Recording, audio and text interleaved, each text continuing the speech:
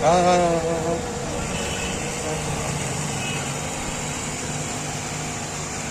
Swift DGR diesel, তো গাড়িটা overheat হয়ে যাচ্ছে।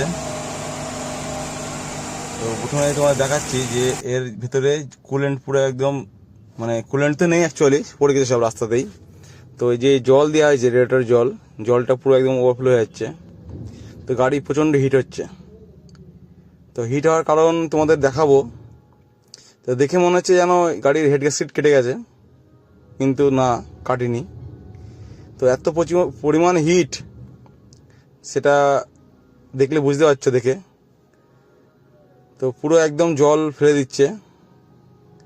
তো প্রচুর গাড়ি হিট হচ্ছে।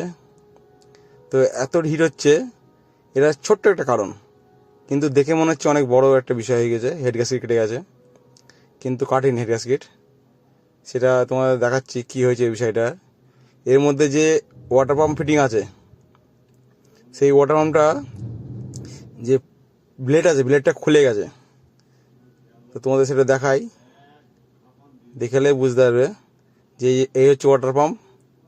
এই যে পাখাটা থাকে যেটাতে জল রোটেশন করায়, সেটা খুলে গেছে। তো এর কারণেই গাড়িটা হিট হচ্ছে।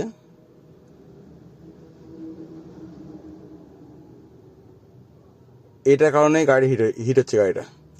তো হট করে ইঞ্জিন খোলা ঠিক না, এটাই হচ্ছে প্রবলেমের।